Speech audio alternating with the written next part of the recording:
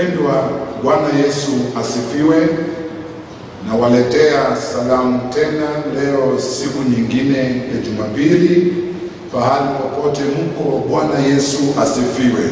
Hebu tusalimiane angani. Bwana asifiwe. Ninajua Mungu mwema amewalinda, amewahifadhi, amewatetea na bado ako pamoja na nyinyi. Nami katika madhabahu haya ninawaombea kila mara, na ninaamini Jehova atawatenda mambo mema. So, allow me to bring the word of God today on a topic: blessed in the midst of the life-threatening circumstances. Blessed in the midst of the life-threatening circumstances. And our key text is Jeremiah chapter 17, verses 5 to 8, and John chapter 16, verses 16 to 33, but we will read 31 to 33. Kwa hivyo Mungu abariki neno lake hili. Tunaposoma katika kitabu ya Jeremiah 17, verses 5 to 8, the word of God says, the Lord says, I will condemn those who turn away from me and put their trust in human beings, in the strength of mortals. Verse 6, they are like bushes in the desert, which grow in the dry wilderness, on a salty ground where nothing else grows. Nothing good ever happens to them. Nothing good ever happens to them.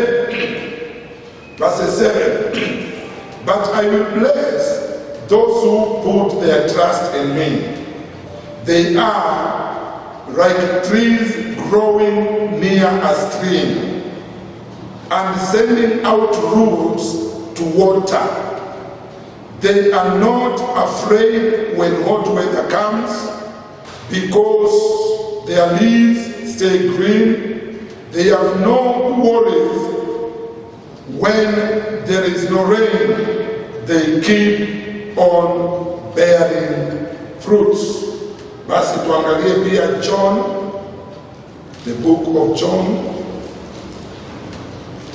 chapter number 16, verses 16 to 33, but we are reading verses 31 to 33. Then the rest utasoma utakapopata nafasi. That one says, Jesus answered them, do you believe now? 32.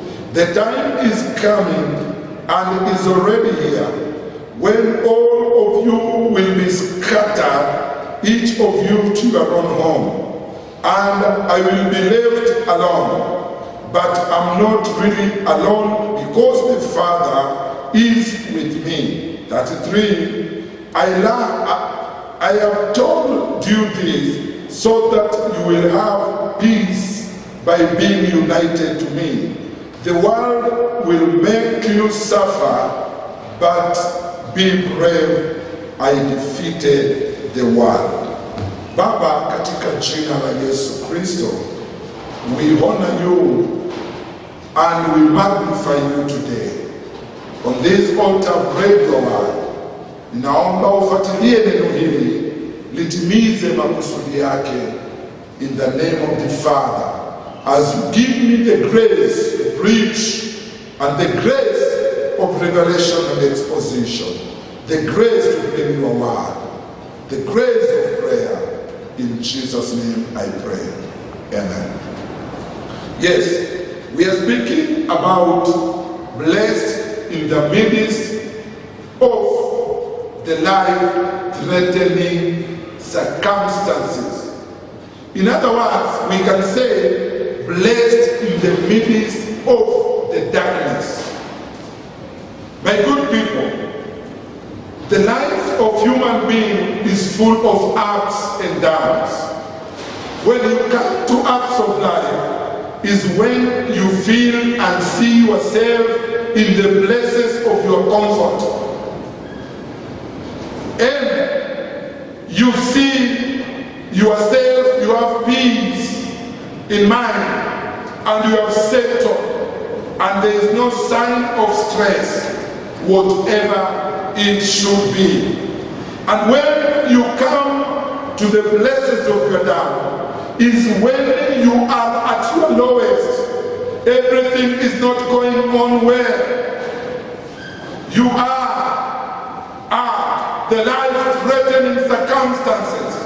In fact, you are at the darkest moment in your life. My good people, most of human beings tend to think that when we are at our lowest, or we are at down, or we are facing tough things in life, God has forgotten us. No.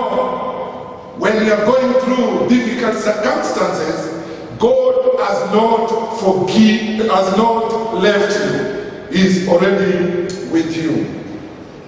And most of the people feel when they are down, when everything is not bad, then they have to lose hope. But the Bible says in 1 Kings chapter 20 verses 20 to 28 that God is the God of the mountain. At the same time, God is the God of the hills. We are seeing in 1 Kings chapter 20 verses 23 to 28 the children of Israel. They are at battles, and they used to fight their battles out on the mountains. So the Assyrians say the Israelites are winning their battles because they are fighting a God of the hills. So one day it happened that the children of Israel, wakaanza vita wakaiwa chini na wale wa Syria wakiwa juu. When they started the battle, the Assyrians were defeated. In short, God demonstrated that He's the God of the mountain, and at the same time He's the God of the valley. When you are down in life, God is still God. When you are up, our God is God. When you have everything, God remains to be God. Therefore, is the God of the darkest time, and again is the God of the blessings. We are seeing that in the desert is not a blessing place. This is a place of difficulties, but God is always there. My good people, I want to let you know today that God is able to bless you in the darkest period of your life. In the darkest period, when you think everything else is gone, our God is able to bless you. Like now in the country, the world, we are going through the seasons of Corona. We can say that the world is going through life-threatening situations. Hakuna mambo mazuri, watu wanapitia mauchungu ya Corona, watu wako mahospitali, wengine wametolewa, manyumba za kuabudu zimefungwa, mabiashara imefungwa. I want to tell you, we can't be in the desert of Corona, in the darkest period of Corona, but our God is God. He never changes. Hakuna kitu kinambadilisha. Anabaki kuwa Mungu na anaweza kutubariki. Now, how can we receive God's blessing in life-threatening circumstances? How can we receive the blessings of God when we are in dark places? How can we receive the blessings of God when we are down and we are discouraged? Yes, we can receive by following the following fundamental biblical truths. Remember, a truth is a proven thing, tested and proved that is true. So what I'm giving you today, it has been proved to be biblically in the scripture that it can blessings in the midst of calamities or in bad situations. Truth number one, always keep in mind that God is faithful. He is able to give you a blessing of victory in darkest period of your life. That is a tested truth. And we are seeing in the book of Isaiah chapter 45 verses 1 and John chapter 1 verses 4 to 9 that it has been proved always that our God is faithful and is able to give us a blessing of victory in the midst of the period of difficult times in our lives. Now, my good people, I want you to know, no matter the situation we face, we have a God who is able, who will give us victory in tough periods in our lives. In Isaiah 45, verses 5 to 8, God is assuring Cyrus, when he's making him to be the king, that in darkest place in life of Israelites, he will give them victory. The Israelites had forsaken God, and they didn't live in harmony with God. So God is appointing Cyrus to be the king, mwenye anaenda kutumia kubariki wana wa Israeli katika hali ngumu ya maisha ambayo wanapitia ndani yake. We are seeing in Isaiah 43 verses 26 to 28, it is a proof of the scripture that God, even in the darkest period, he can bless his people. He's blessing the Israelites. He's a good God. Wapendwa, haijalishi ni giza gani imekupata pahali popote huko. Inaweza kuwa ni giza ya magonjwa, inaweza kuwa ni giza ya ukosefu wa pesa, inaweza kuwa ni giza ya kiroho, makanisa zimefungwa, inaweza kuwa ni giza kubwa namna gani. Nataka ujue ya kwamba katika giza, pahali ambapo hausongi mbele, unaona magumu na mazito, Mungu wako na uwezo wa kukubariki pale pale. In fact, tunaona watu wengi katika maandiko wanapitia katika hali ya giza, lakini Mungu anawabariki. Hii hali ambayo tunapitia ndani saa hizi, wapendwa, ni hali ambayo Mungu anataka kuonesha ya kwamba anaweza kubariki watu ambao wanamwamini. Sio kila kitu tunakemea, sio kila kitu tunaharibu, sio kila kitu tunakivunja. Kuna vitu vingine Mungu anaruhusu vikuje ndio aweze kutubariki. Tunaona Musa, Mungu anamtoa pahali pake in the comfort place, anampeleka katika jangwa, pahali pa giza, anateseka akiwa kwa giza, lakini katika hiyo jangwa ndio Mungu anamuita. Watu wote katika maandiko, watu ambao walibarikiwa zaidi ni watu ambao walikubali the pain of the situation and they allowed God to use that pain to bless them. Au ndio watu walibarikiwa. Job alipitia mambo kama yale, that period in the life, anapoteza kila kitu, lakini baadaye alipokubali kupitiziwa ndani ya uchungu ule, Mungu alimbariki. So my good people, it is always good to keep in mind that God is always faithful. All human beings, they will remain to be unfaithful, but God will remain to be faithful and is able to give us a blessing of victory, a blessing of victory in the darkest period in our life. So let us enjoy. Hata tukipitia hali ngumu, Mungu ako pamoja nasi. The truth number 2, it is the truth about the surpassing power of a blessing of a hidden treasure,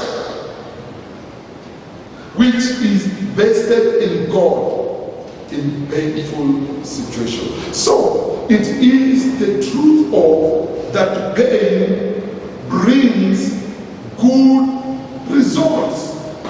So whenever you find yourself in pain, remember this truth, and it's being supported by 2 Corinthians chapter 4, verses 7 to 9. 2 Corinthians chapter 4, verses 7 to 9. The word of God says, "Yet we have this spiritual treasure, are like common day pots, in order to show that the supreme power belongs to God, not to us.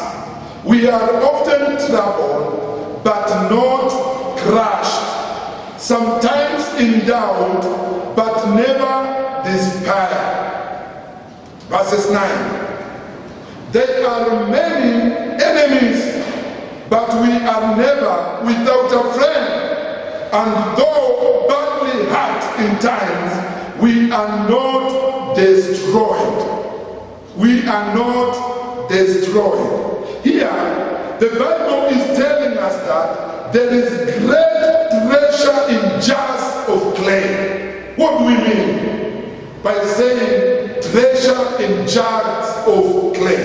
Everybody knows clay is delicate. It can be destroyed. It can break down. But the Bible is telling us about the powers of God, of unveiling the hidden treasure in the pot of clay. The Bible means everybody has potential. Everybody has treasure. Although it is hidden, it can be hidden in the painful situation. And any painful situation, it is difficult to handle. Some other time we run short of the glory of God. When we are going through fire, when we are going through painful situation. But by the Bible today, the word of God assures us that in that painful, delicate situation we are seeing, there is hidden treasure which God wants to bring it forth to us. We are seeing that from that portion of scripture. We have put aside all shameful and secret deeds of the darkness. When we put aside shameful and secret deeds which happens in the night, then we can get the blessings of God. Brethren, I want us to know that we are called to act without deceit and not to falsely the word of God. When we find ourselves in difficult situations and yet we want to get the treasures hidden in the bones of clay, we should handle the word of God with truth. Hata kama unapitia kwa hayo mambo, hata kama ni magumu namna gani, nataka ujue kwamba katika hali ngumu hiyo unayopitia kuna dhamana imejificha ndani yake. Na sasa unapoleta neno la Mungu ama kulisoma ama kulielezea kwa ukweli, hiyo ndio ufunguo ya kututoa katika hali ngumu na tuweze kubarikiwa. Want us to know that in verse 6 it says, "Out of darkness the light shall come." Verse 6 of 2 Corinthians chapter 4. It says that out of darkness light must come. Kwa mfano kama saizi counties 5 katika nchi zimewekwa katika giza. Nataka kuhakikishia ya kwamba hakuna giza inakuja na mwangaza ikosekana. Hivyo ndio kwa sababu kila usiku iko na mwangaza yake, na wakati mwangaza inakuja ni lazima giza itoke. So magumu, naona mama yangu, mzee wangu, rafiki yangu, kijana yangu, ni wakati wako wa usiku. Mwangaza inakuja. Maandiko inasema kilio kinaweza kuja usiku, lakini asubuhi kuna kelele za furaha. Ninasikia kelele za furaha, ninasikia mambo mazuri yakitendeka, ninasikia korona imeshindwa, ninaona makanisa yanafunguliwa, ninaona watu wakiinuliwa, ninaona mambo mazuri yakitendeka, kwa sababu kwa kila giza kuna mwangaza inakuja. Furahia, furahia, kuna mwangaza inakuja. Nayo verse 7 inasema we have spiritual treasures. Bila ambavyo tuko katika giza, kuna watu watatoka wamebarikiwa, kuna wengine watatoka wajabarikiwa. Watu ambao watatoka kwa hii giza ya kiroho na baraka ni watu ambao wanamjua Mungu, na katika hii giza wamemtegemea Mungu. Kwa hivyo ninaamini Mungu anatenda mambo mazuri. Now, truth number 3 is the truth about we are a workmanship of God, prepared beforehand to walk in blessings above the darkness. That is Ephesians chapter 2, verses 7 to 9. But when we read verses 4 to 6, it is showing us that God's mercy is so abundant and His love for us is great, that while we were spiritual dead in our disobedience, that is where or why we are in darkness. My good people, in our disobedience, we were thrown into darkness. When we disobeyed the word of God, we were thrown into the darkness. And when we came into the darkness, it is important for you to know that the grace of God left us. Because in darkness, when we are not careful, you will sin against God. And when we sin against God, Mungu anaondoka, anatuacha, tunaanza kuangamia. Kwa hivyo maandiko inasema neema ya Mungu inatosha na upendo wake kwetu unatutosha tunapopitia katika giza. Ako pamoja na sisi. Inazidi kusema ya kwamba He brought us to life. Life now is the blessings. He brought us to light. We are no longer in darkness, and He brought us to life through Jesus Christ, His Son, who died on the cross. Therefore, it is by God's grace that we have been given a blessing. And this blessing, it is the blessings of grace. When we were in darkness, in sin, God blessed us. Akaleta mwana wake wa pekee, akakufa kwa ajili ya dhambi zetu. And therefore, God did this to demonstrate extraordinary greatness of His grace in the love He showed us through Jesus Christ. In darkness, there is extraordinary blessing. And this is the blessing I'm praying for you, that you be blessed extraordinary. You receive an extraordinary blessing in all the circumstances you are going through. It is also important to know that it is by God's grace we have been saved through faith. This is faith. This faith will make everything to be beautiful. It is not our own effort that we are blessed, but it is God's gift, so that no one can boast. No one can boast when we are blessed. That is why God allows darkness, in order for us to go out, so that He may bless us. And when He blesses us, akishatubariki, hakuna mtu atalinga kwa sababu ya hizo baraka. Kwa sababu tulikuwa kwa giza, Mungu ametuleta katika mwangaza. Brethren, we are prepared, or we were prepared long time ago as the workmanship of God to enjoy blessings even when we go through hard times in life, it is it the moments of darkness when we are feeling pain that we remember there is a victory of the cross. Number 4, and the last one, it is the truth about confidently casting our anxiety over to God, for He cares for us.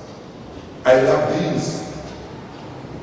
Casting our anxiety to God because He cares for us. The reference scripture is Philippians chapter 4, verses 5 to 7. My good people, anxiety can be spiritual, or anxiety can be physical problem. But it is possible to deal with anxiety that is being in darkness and turn it into a blessing. Many people, when they go through anxiety, they don't know how to deal with anxiety and to turn it into a blessing. But before I go further, what is anxiety? It is important to know what is anxiety. Anxiety is intense or excessive and persistent fear about everyday situation. Could also be fast heart rate or rapid breathing and feeling tired. My good people, anxiety is caused by build up of smaller stressful situation in life. That smaller stresses hatushughuliki nazo.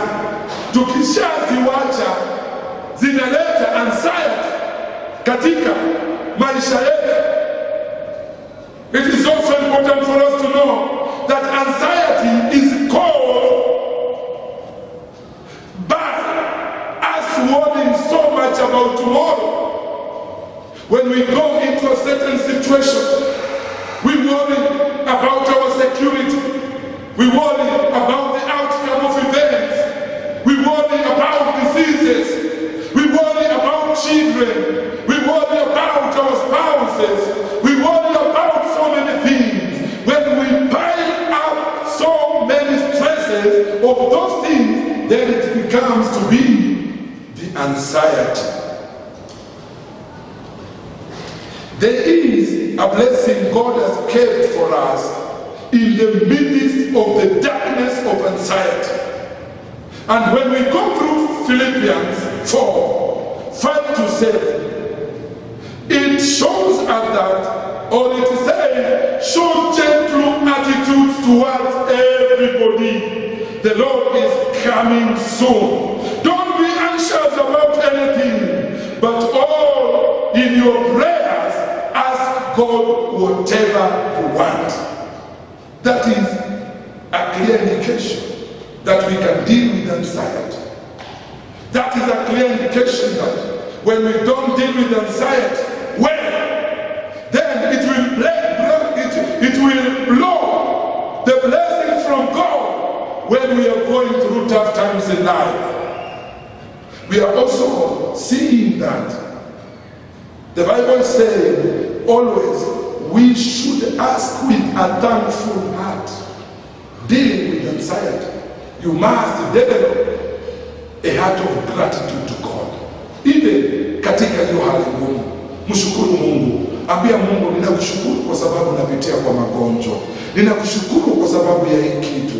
Lakini ninajua wewe ni mwaminifu, utaniondolea. And again, you must know that in anxiety, God's peace, the way it is recorded there, that God's peace, which is beyond human understanding, will keep your hearts and minds safe in union with Jesus Christ. The peace of God. It is the remedy for anxiety.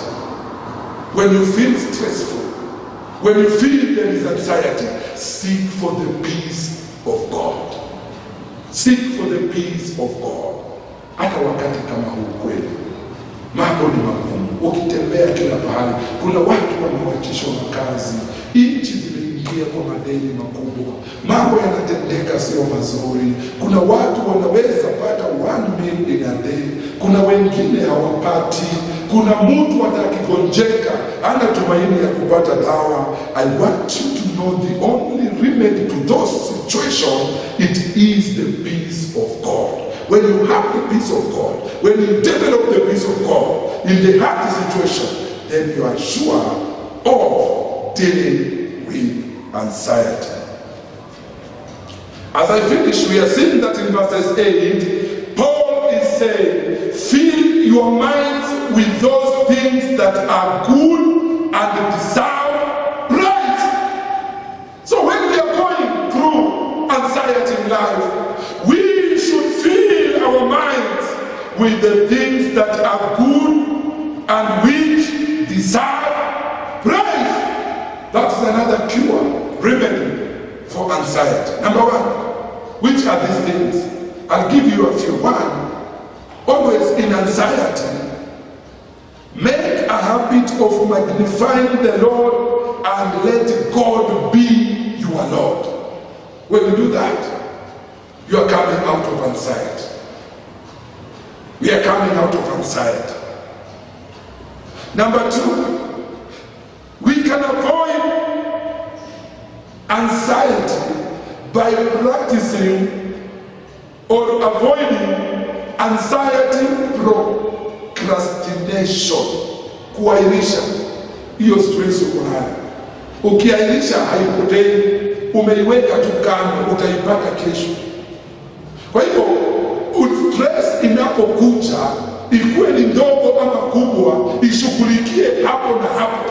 Usiairishe, usiseme ati nitaifanyia kazi kesho, itaongezeka, itakupasua kichwa. Ndio unaona ukifungulia redio matangazo mengi kuhusu vifo, watu wamejinyonga, mtu ameshutu bibi, ameshutu watoto, mwingine amechinja mwingine, yani vitu vibaya. It is because of anxiety, pain, stress. Kuairisha stress inafanya vitu kama hivyo. Stress ikikuja ndogo, mama, nataka kukwambia ishughulike nayo wakati huo. Don't usiairishe stress. Kitu kingine tunaona, treat anxiety as a serious and easy to solve problem. Uishughulikie kama kitu serious, lakini at the same time ni rahisi kuiondoa. Usione imekuja ni kidogo, uichukulie ni kidogo. Ichukulie ni kubwa, hata kama iko kidogo. Ichukulie ni kubwa na ujue ya kwamba ikiendelea kuwa kubwa itapasua kichwa, depression itaingia. Kwa hivyo treat anxiety as a serious and easy to handle situation or problem. Another one, seek the help of God, and also what I call the anxiety killers. Who are the anxiety killers? Anxiety killers are people who are able to destroy and to remove anxiety in you. And who are they? Professionals. Psychologists. Umtafute. Unaweza pia tafuta pastor, unaweza tafuta mwalimu, unaweza tafuta counselor mwenye atakufanyia counseling, na pia unaweza tafuta the aged. But when you are going for the aged, you must go for the aged who have the fear of God. It is not every aged person who can help you to come out of anxiety. Then 5, learn to spend time with God. Whenever you find yourself in stress, learn to spend time with God. Mwambie Mungu, vile tunaambiwa kwa Philippians 4, msijisumbue kwa jambo lolote, lakini kujeni mbele ya Mungu na maombi. Take time to spend with God. anxiety itapotea. Then lastly, you must deal with your emotions. Emotions ni mafuta ya taa, yakimwagiwa ndani ya stress inapanuka, inakuwa kubwa. By the time watu waende kugundua, mambo yameharibika. Mimi nimejua ya kwamba kwa watu 5 ambao utakutana nao, kuna uwezekano mkubwa watu 4 wako na anxiety ama stress, na kwa hao watu 4, 2 wao wako na mental disorders, maugonjwa ya akili. Ndio unaona sio ngumu mtu kukuja na kutoa nguo mbele ya watu. Magonjwa ya kiroho. Niliona mzee mwingine miaka fulani zimepita, alikuwa na hiyo stress. Alipoingia kwa nyumba yake, na sisi tulikuwa tumesimama kando, tukaona paka imefurahi juu kuangalia ni paka, kumbe imepigwa teke moja kali sana kwa sababu ya stress. Yani depression imedevelop ndani ya ule mzee. Kwa sababu ya nini? Hajalipa nyumba, hana vyakula, watoto waendi shule, hakuna pesa, mambo yamekuwa mengi. Sasa hiyo depression yake inakuja, alipoona kusii, akaona hivyo inaletea depression, akaigonga. Na ndio inafanyika hivyo pia. Mtu anaenda anaona mke wake, anaona huyu ndiye ananiletea depression. Mwingine anaona rafiki, anaona huyu ndio ananisumbua, huyu ndio amekuwa, anashtukia amemmaliza mara moja. Wapendwa, we must deal with anxiety, and the Bible has given us how to deal with anxiety, and then we get our desired blessings. Therefore, if you practice that, the things I've told you, as a result of you being in dark places of life, then all the lemons, they will be turned to be a sweet thing for you to take. Kwa hivyo wapendwa, ni kweli kabisa leo hii nimewaletea neno la Baba kwa kichwa, blessed in the midst of the life-threatening circumstances, ama blessed in the dark places of our life. Mwambie, in order for us to be blessed when going through dark periods in our life, then number 1, always keep in mind that God is faithful. He is able to give us a blessing of victory in the dark periods in our life. Then number 2 is there's a passing power of a blessing, of a hidden treasure is vested in God, not in human or in the circumstance we are going through it. Then number 3, it's the truth about we are workmanship of God, prepared beforehand to walk in blessings above darkness. Just know that you are a workmanship of God, and you've been created to inherit blessings. Then lastly, confidently cast your anxiety over to God, for He cares for you. Mungu awabariki wapendwa, pahali popote mko. Tunajua ni kipindi kigumu, lakini jaribu kuweka hili neno likaweze kukusaidia. Baba wetu, katika jina la Yesu Kristo, upewe sifa, uinuliwe, wewe ni mwema. Asante kwa madhabahu ya Egerton, umenena ya kwamba katika machungu ya maisha wewe unaweza kutubariki. Ninaombea ndugu na dada, kijana, mtoto ambaye ananisikiza na kunitazama, ya kwamba katika hizo hali ngumu za maisha anaweza kuwa hapo ndani. Baba, unaweza kumbariki. Sasa fungua milango za mbinguni, uwamwagie baraka. Baba, katika kila hali yote ngumu uweze kuwabariki. Nataka nikushukuru pia kwa matoleo ambayo watu wako wanazidi kutoa. Baba, matoleo ambayo yamewekwa kwa madhabahu haya ninayatakasa, pamoja na matoleo yaliyo kwa benki ninayatakasa. yakabarikiwe katika jina la Baba, la Mwana na la Roho Mtakatifu, na wapendwa wale uwakumbuke, uwatende mema. Asante katika hii hali ngumu ya korona, wewe umebaki kuwa Mungu na utatusaidia. Na kushukuru kwa wengi ambayo unaponya katika maradhi ya korona.